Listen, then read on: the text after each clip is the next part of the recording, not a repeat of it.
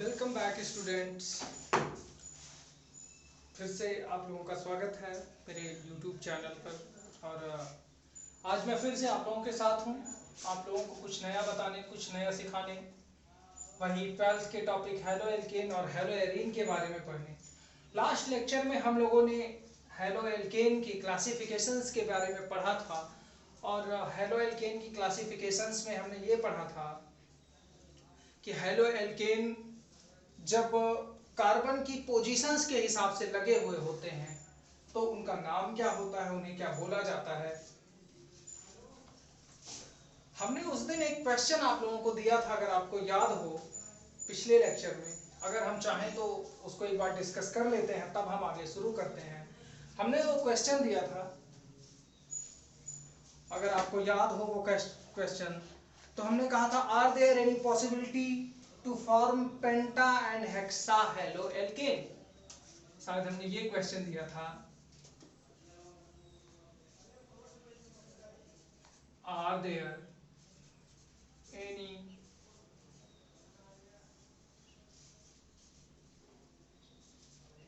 Possibility to form penta and hexa hello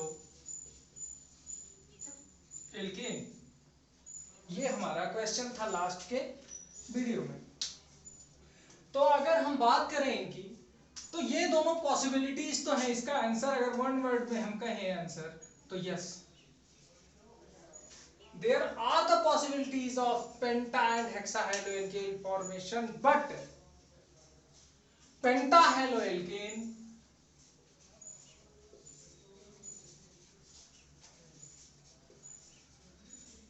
कौन से, पेंटाहेलोएल्केन और हेक्साहेलोएल्केन, और कौन से, हेक्साहेलोएल्केन,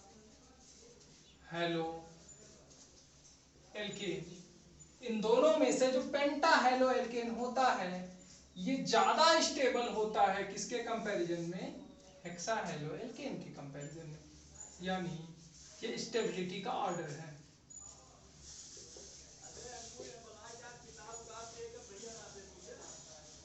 ये कौन सा ऑर्डर है, स्टेबिलिटी का ऑर्डर। ठीक, जैसे हम इधर से इधर चलेंगे, ये इधर से इधर जाएंगे तो स्टेबिलिटी क्या होगी, इंक्रीज होती जाएगी। यानी पेंटाहेलोएल्केन जो होता है वो हेक्साहेलोएल्केन के कंपैरिजन में क्या होता है, ज्यादा स्टेबल होता है। दोनों की अगर हम स्ट्रक्चर की बात करें, दोनों की संरचना की बात करें, तो हम अगर बात करते हैं पेंटाहेलोएल्केन की, तो पेंटाहेलोएल्केन जो होता है वो कार्बन से 5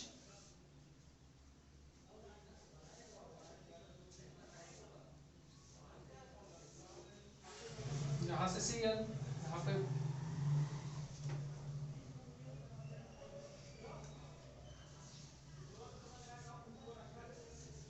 और इस पर एक पॉजिटिव चार्ज कार्बन पे। ये एक पॉसिबिलिटी है पेंटाहेलोएल्केन की।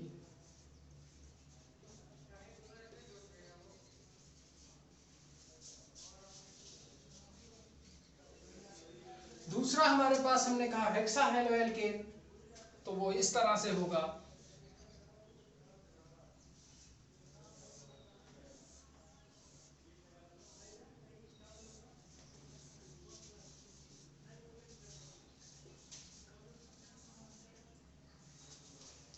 लेकिन यहां पर पॉजिटिव चार्ज दो होंगे, वो 2 हो जाएंगे। पॉजिटिव चार्ज कितने हो जाएंगे, 2 हो जाएंगे। बात कुछ आपको स्पष्ट हो रही है, एक बार हम फिर से जान लेते हैं। ये आपका है हेक्साहेलोएल्केन।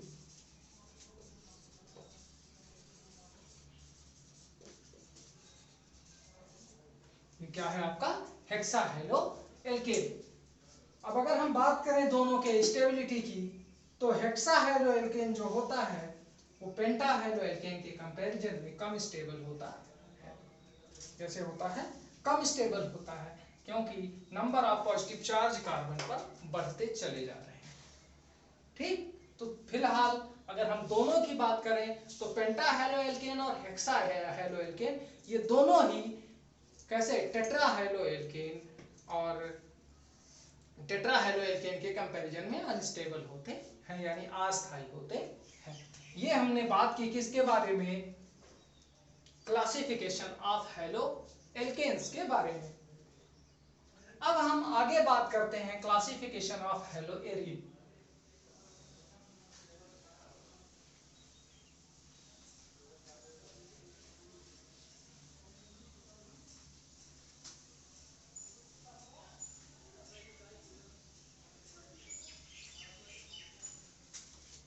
अब हम किसके बारे में बात करते हैं,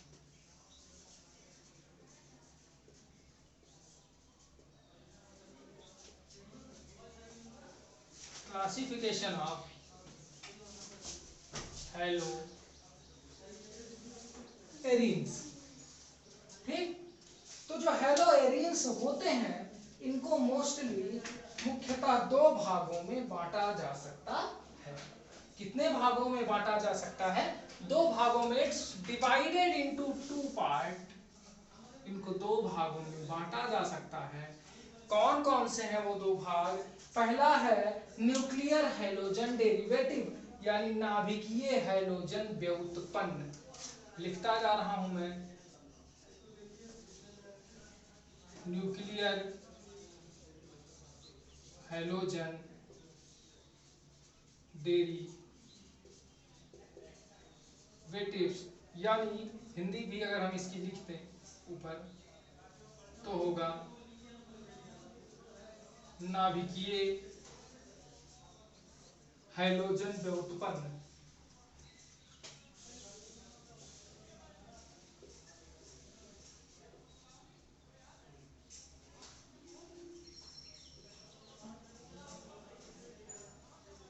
क्या नाम हो जाएगा, नाभिकीय हैलोजन व्युत्पन्न। और दूसरा हो जाएगा साइड चेन हैलोजन डेरिवेटिव, यानी पार्श्व श्रृंखला हैलोजन व्युत्पन्न, यानी side chain halogen derivatives.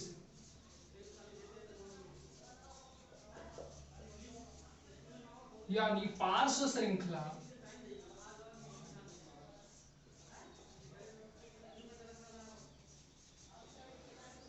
Halogen व्युत्पन्न।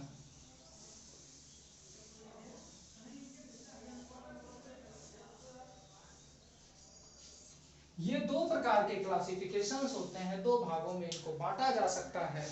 और वो दोनों भाग कौन कौन से हैं ये हम आगे देखते हैं। एक एक के बारे में हम सबसे पहले जानते हैं कि जो न्यूक्लियर हैलोजन डेरिवेटिव्स हैं वो क्या होते हैं, और जो पार्श्व श्रृंखला हैलोजन व्युत्पन्न यानी साइड चेन हैलोजन डेरिवेटिव्स होते हैं वो किन्हें कहते हैं, उन्हें हम कैसे डिफाइन कर सकते हैं।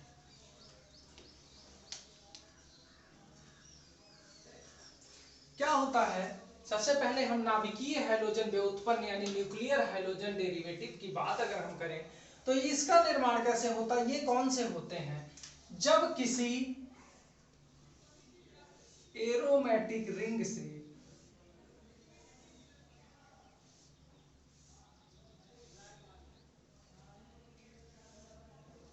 कहां से, एरोमेटिक रिंग से उसके हाइड्रोजन को विस्थापित करके, बात समझिएगा ध्यान से सुनिएगा, कि जब किसी एरोमेटिक रिंग से उसके हाइड्रोजन को विस्थापित करके उसके स्थान पर कोई हैलोजन जोड़ दिया जाता है तो उसे नाभिकीय हैलोजन व्युत्पन्न कहते हैं। एक बार हम फिर से बात करें तो कह सकते हैं कि जब किसी एरोमेटिक यौगिक से उसके हाइड्रोजन को विस्थापित करके, हाइड्रोजन को क्या करके विस्थापित करके, कि इसको यहां से हटा दिया जाए और यहां पर लाकर कोई यक्स जोड़ दिया जाए। ठीक, हाइड्रोजन को क्या किया जाए, यहां से हाइड्रोजन को निकाल के और यहाँ पे लाके यक्स क्या किया जाए, जोड़ दिया जाए, और ये माइनस हो जाए, माइनस एच निकल जाए, प्लस एक्स जो है आके जुड़ जाए। प्लस एक्स का मतलब हम जोड़ रहे हैं, उसका चार्ज मत आप समझिएगा, ठीक है। यहाँ पे ये धन लगाने का मतलब हमारा इसको जोड़ना है, ना कि इनके चार्ज है ये, यहाँ पे ये निकल रहा है। तो जब एक हाइड्रोजन किसी हाइड्रोजन या एक से ज्यादा हाइड्रोजन किसी हाइड्रोजन को विस्थापित कर देता है तो जो नया कंपाउंड बनता है वो न्यूक्लियर हैलोजन डेरिवेटिव्स कहलाता है, यानी नाभिकीय हैलोजन व्युत्पन्न कहलाता है। जैसे इसके थ्रू ये इसका निर्माण कर लेगा,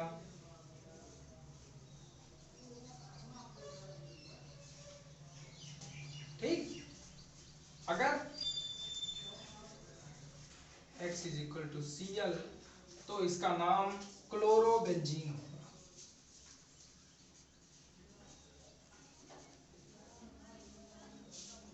ये एक टाइप का क्या है, हेलो एरीन है। बात आपको समझ में आ रही होगी। और इसी तरह से एक और एग्जांपल हो सकता है। दूसरा एग्जांपल हम देखते हैं इसी का। मान लेते हैं कि इसमें ये जो हमारे पास एक ये रिंग थी, पहले से इसमें कोई ग्रुप लगा हुआ था। पहले से क्या था, कोई ग्रुप, कोई समूह लगा हुआ था। और यहाँ पर फिर से कोई हैलोजन आता है, मान लेते हैं क्लोरीन आती है, क्लोरीन जुड़ने के लिए आती है और यहाँ से इसके हाइड्रोजन को निकाल देती है। हाइड्रोजन को क्या करती है, यहाँ आके लगती है, तो ये हाइड्रोजन जो है ये बाहर चला जाता है। तो क्या बनेगा हमारा,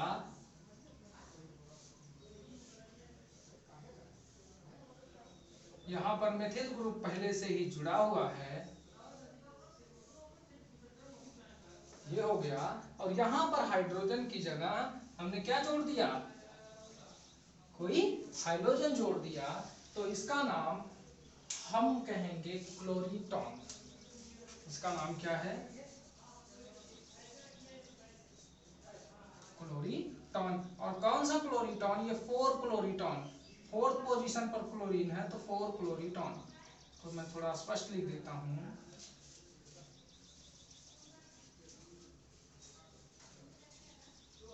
इसका नाम क्या हो जाएगा, 4 क्लोरीटॉन। बात स्पष्ट हुई आपको।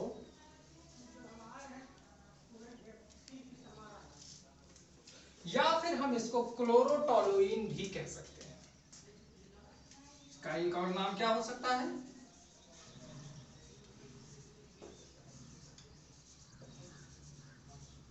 क्लोरोटोलुइन, ठीक। तो अभी तक हम बात कर रहे थे न्यूक्लियर हाइड्रोजन डेरिवेटिव्स के बारे में। अब हम बात करते हैं साइड चेन हाइड्रोजन डेरिवेटिव के बारे में।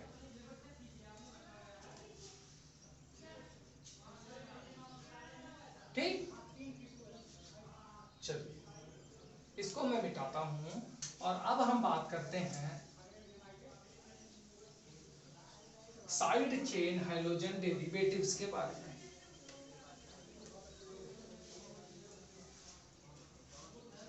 साइड चेन हाइड्रोजन डेरिवेटिव्स की डेफिनेशन क्या होगी। सपोज करते हैं कि ये हमारे पास कोई बेंजीन रिंग बनी हुई है,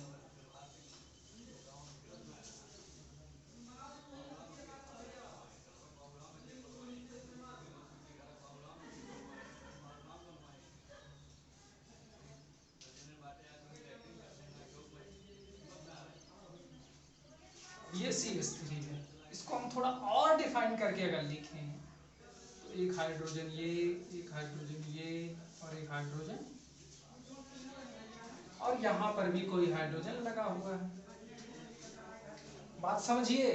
अब हम बात कर रहे हैं साइड चेन हाइड्रोजन डेरिवेटिव की, यानी पार्श्व श्रृंखला हाइड्रोजन व्युत्पन्न की। तो हम कह सकते हैं कि जैसे मान लेते हैं हमारे पास कोई भी बेंजीन रिंग है और उससे कोई मेथिल ग्रुप जुड़ा हुआ है। क्या जुड़ा है, कोई मेथिल ग्रुप, दिस वन, ठीक। इस मेथिल ग्रुप के साथ साथ इस बेंजीन रिंग में एक हाइड्रोजन भी जुड़ा हुआ है। क्या जुड़ा हुआ है, हाइड्रोजन जुड़ा हुआ है। अब कोई हाइड्रोजन जो भी अपकमिंग अटैकिंग ग्रुप है, यानी आने वाला समूह है हाइड्रोजन का, वो क्या करे, वो इस हाइड्रोजन को ना निकाल के, कौन से हाइड्रोजन को निकाले, इस मेथिल के हाइड्रोजन को निकाले। किसको निकाले, इस मेथिल के हाइड्रोजन को निकाले, तो जो नया समूह बनेगा उसे हम क्या कहेंगे, पार्श्व श्रृंखला हाइड्रोजन व्युत्पन्न यानी साइड चेन हाइड्रोजन डेरिवेटिव। यानी अगर कोई हाइड्रोजन आए तो इसको ना निकालकर इसको निकाले, ये आए यहां और इसको बाहर निकाल दी, तो ऐसे कुछ बन जाएगा। ये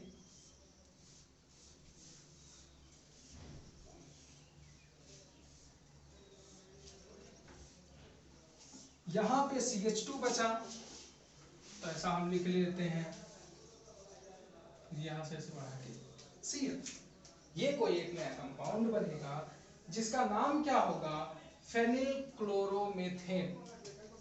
इसका नाम होगा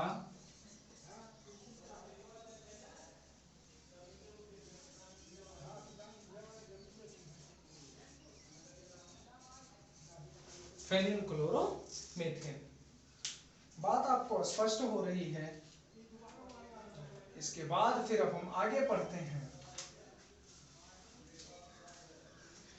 इसका एक और नाम होता है जिसका नाम है बेंजॉइल क्लोराइड। इसका एक और नाम कौन सा है,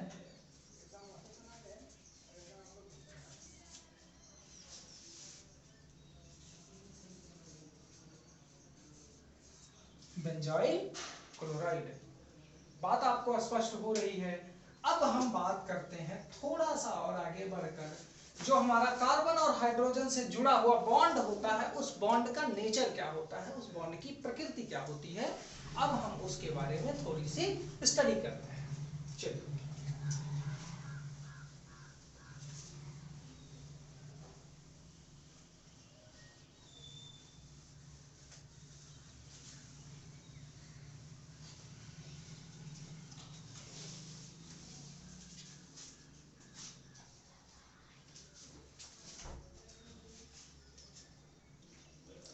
चलिए अब हम बात करते हैं नेचर ऑफ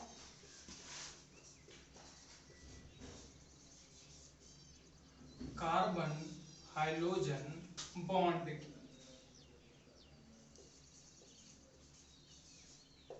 किसकी बात करते हैं, nature of carbon hydrogen bond की।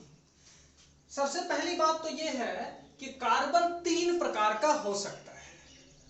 कार्बन जो है ये कार्बन कितने प्रकार का हो सकता है। पहला हो सकता है कैसा कार्बन, जो कार्बन होगा वो sp3 हाइब्रिडाइज्ड होगा। कैसा होगा, sp3 हाइब्रिडाइज्ड हो सकता है। दूसरा हो सकता है कैसा, sp2 हाइब्रिडाइज्ड कार्बन हो सकता है। तो और तीसरा जो हो सकता है वो sp हाइब्रिडाइज्ड कार्बन हो सकता है। यानी sp3 संकरित कार्बन, sp2 संकरित कार्बन और sp संकरित कार्बन, ये 3 प्रकार के संकरण पाए जा सकते हैं कार्बन में, जो हाइड्रोजन से जुड़े हुए होंगे। आप लोग जानते हैं कि हाइड्रोजन जो होता है ये कैसा होता है,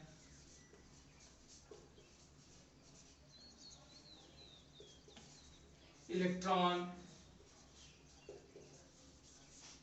विड्रॉइंग कंपाउंड होता है। कैसा कंपाउंड होता है, इलेक्ट्रॉन विड्रॉइंग कंपाउंड या एलिमेंट कह सकते हैं। हाइड्रोजन जो होता है वो इलेक्ट्रॉन को अपनी तरफ खींचने वाला कंपाउंड है, इलेक्ट्रॉन को अपनी तरफ निकालने वाला यौगिक है, तत्व है।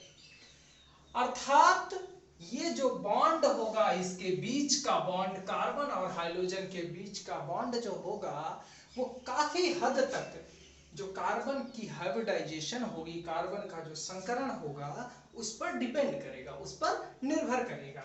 यानी अगर कार्बन जो है sp3 हाइब्रिडाइज्ड है, कैसा हाइब्रिडाइज्ड है, sp3 हाइब्रिडाइज्ड है, तो मतलब कि इसके चारों तरफ एकल बंध पाया जा रहा है। चारों तरफ कैसा बंध पाया जा रहा है, एकल बंध पाया जा रहा है। यानी जो ये बॉन्ड होगा कार्बन और हाइड्रोजन के बीच का बॉन्ड होगा, ये कैसा होगा, लॉन्ग होगा। पहली चीज क्या होगी अब इस बॉन्ड की खासियत, ये बॉन्ड कैसा होगा, लॉन्ग होगा, लंबा होगा। और कैसा होगा बताइए? और वीक होगा। और कैसा होगा वो बॉन्ड? वीक यानी कमजोर होगा। और तीसरा कैसा होगा? तीसरा वो बॉन्ड जो होगा वो पोलर होगा। तीसरा वो बॉन्ड कैसा होगा? पोलर होगा। अगर sp3 हाइब्रिडाइज्ड कार्बन है तो उसकी बॉन्ड लेंथ यानी दोनों के बंध के बीच की लंबाई ज्यादा होगी, वो बॉन्ड कमजोर होगा यानी आसानी से तोड़ा जा सकेगा, और बॉन्ड पोलर भी होगा यानी ध्रुवीय होगा। चलिए अब हम बात करते हैं इस बॉन्ड के बारे में कि क्यों ये लंबा होगा। इसके लंबे होने का जो सबसे मेन रीजन है वो ये है कि जो हमारा हाइड्रोजन होता है वो कैसा है? इलेक्ट्रॉन विड्रॉइंग कंपाउंड है। इलेक्ट्रॉन विड्रॉइंग कंपाउंड, या हम कह सकते हैं इलेक्ट्रॉन विड्रॉइंग एलिमेंट ही सीधा लिख लेते हैं।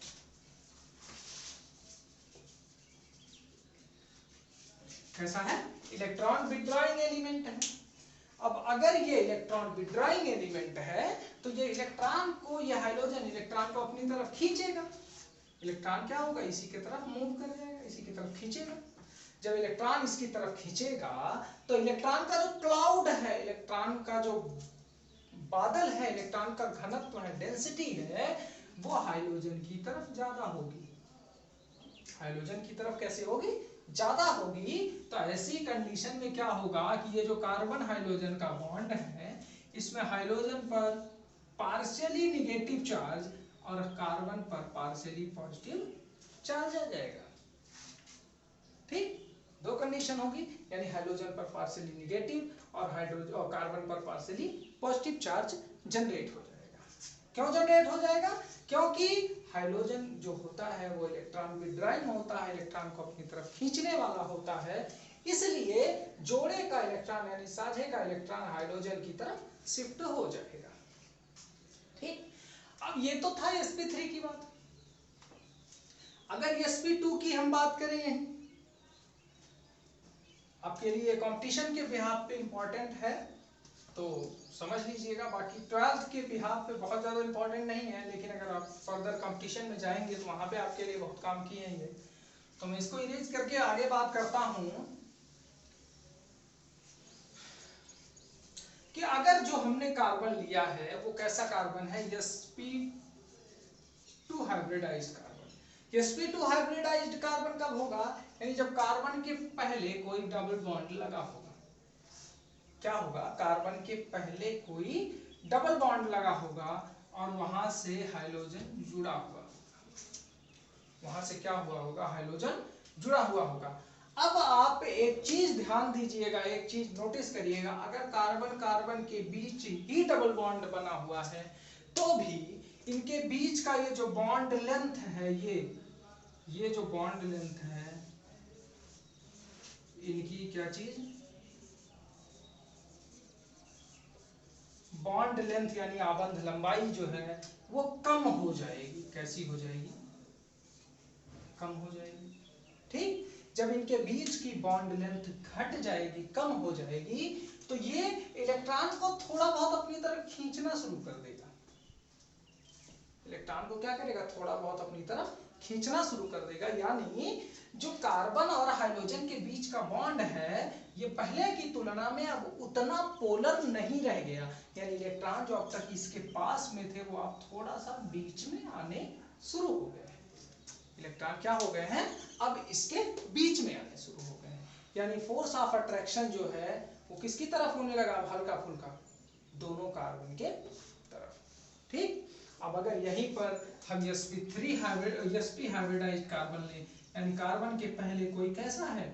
ट्रिपल बॉन्ड है और उससे हाइड्रोजन जुड़ा हुआ है, तो अब क्या होगा?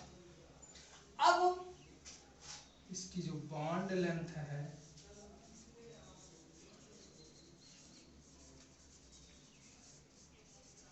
ये और कम हो जाएगी।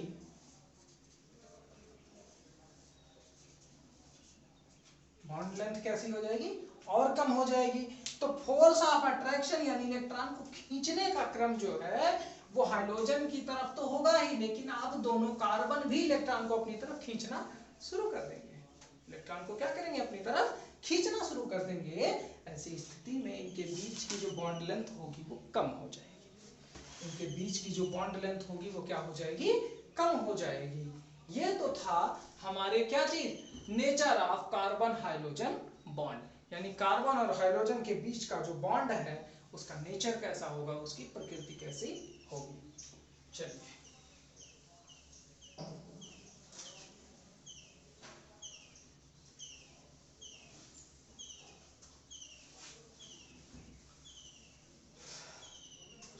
अब हम बात करते हैं किसकी,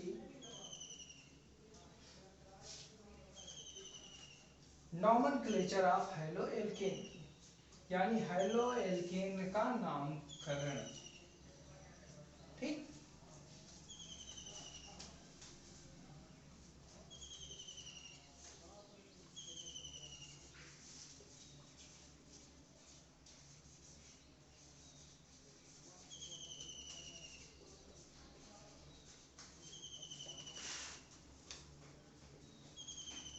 हैलोएल्केन का नामकरण है। तो बहुत सारे नामकरण हैं, बहुत सारे नॉमेनक्लेचर हैं, वो काम के भी हैं, बिना काम के भी हैं। हमें किसके बारे में चाहिए, जैसे दो तरह से नॉमेनक्लेचर हम करते हैं, सब जानते हैं। एक कौन सा है और दूसरा कौन सा है, एक एक के बारे में जानते हैं। एक तो है common nomenclature system, common system, और दूसरा कौन सा है, दूसरा आईयूपैक नॉमेनक्लेचर सिस्टम। एक कॉमन यानी साधारण पद्धति है और दूसरा आईयूपीएसी पद्धति है। तो दोनों पद्धति के बारे में जानते हैं। सबसे पहले अगर हम साधारण पद्धति की बात करें तो उनके प्राप्ति स्थान, उनकी विशेष प्रकृति के आधार पर उनका नाम रखा जाता था। जैसे हम एक एग्जांपल लेते हैं और उनका दोनों नॉमेनक्लेचर बात करते हैं। जैसे हमारे पास ये कंपाउंड है CH3Cl, इसका नामकरण जो था वो सामान्य तौर पर कैसे किया गया था, इसके प्राप्ति स्थान के आधार पर किया गया था और इसका नाम रखा गया था मेथिल क्लोराइड।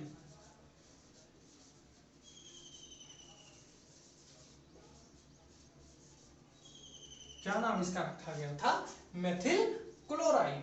ये कैसा नामकरण है इसका, कॉमन नामकरण है, कॉमन सिस्टम से।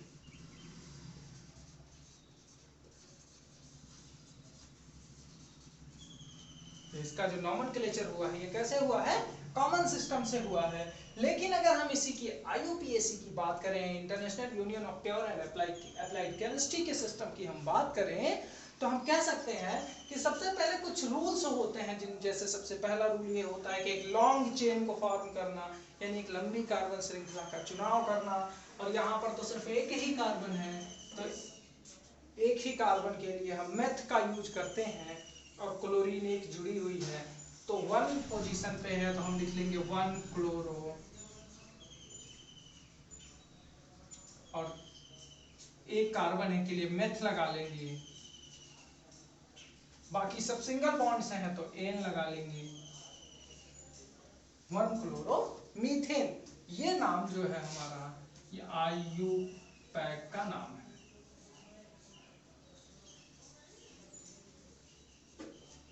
कैसे लिखा गया है, आईयूपीएसी के द्वारा लिखा गया है।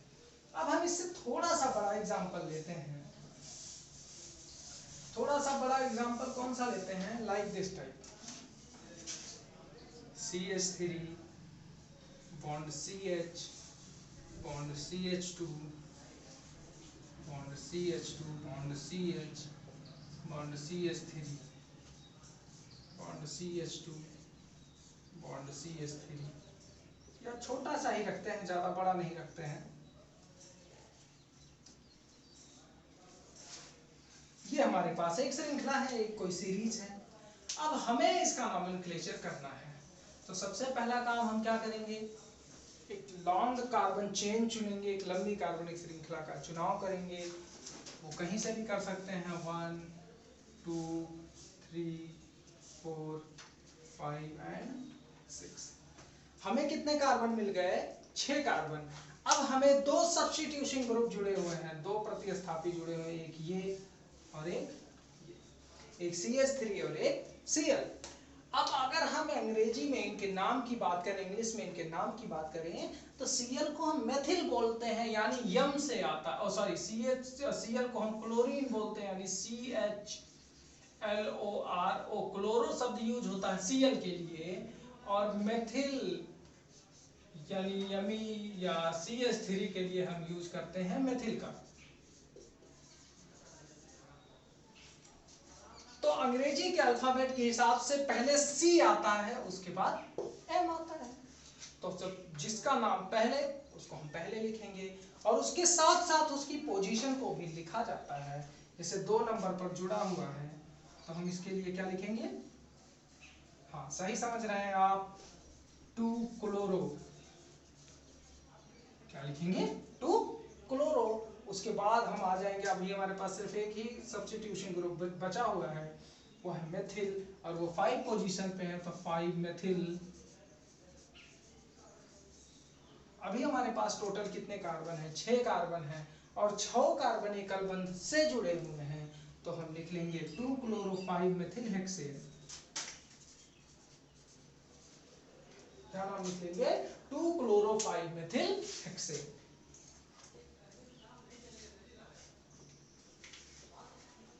ठीक, अब हम थोड़ा सा और आगे बढ़ते हैं और थोड़ा बहुत इसके बारे में जानते हैं। ये तो हमारा नॉमेनक्लेचर हो गया हेलोएल्केन का।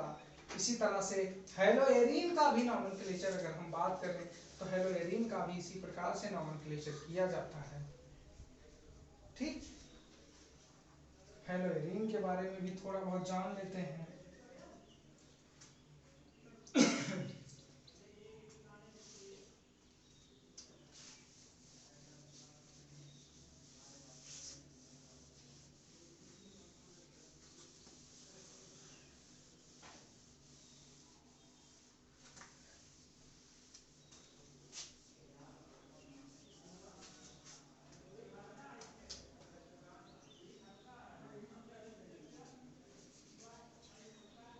Nomenclature of haloarene. अगर हम हेलोएरीन के नॉमेनक्लेचर की बात करें, तो हम कोई एक एग्जांपल उठाते हैं और उसके बारे में पढ़ना शुरू कर देते हैं। चलिए हम एक एक की बात करते हैं। मान लेते हैं हमारे पास कोई ये बेंजीन है,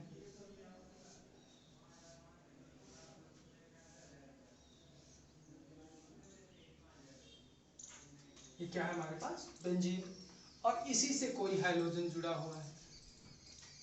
IUPAC में इसका नाम क्या है? क्लोरोबेंजीन।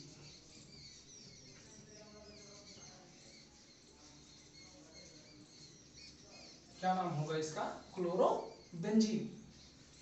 और थोड़ा सा देख लेते हैं।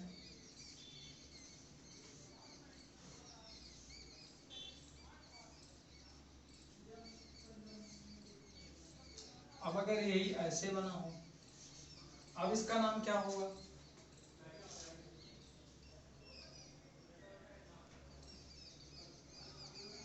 इसका नाम क्या होगा? 1 क्लोरो 1 फेनिल मेथिल।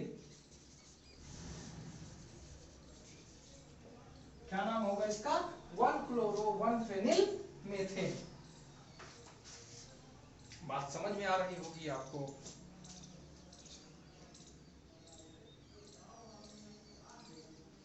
तो नॉमेनक्लेचर में आज के लिए इतना ही।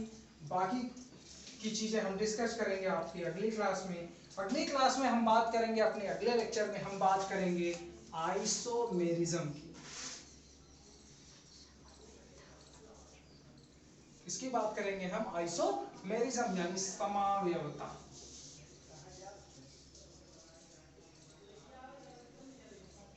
ठीक, अगली क्लास में हम बात करेंगे समावयवता की। तब तक के लिए गुड बाय, गुड नाइट। आप लोग पढ़ते रहें, मेहनत करते रहें।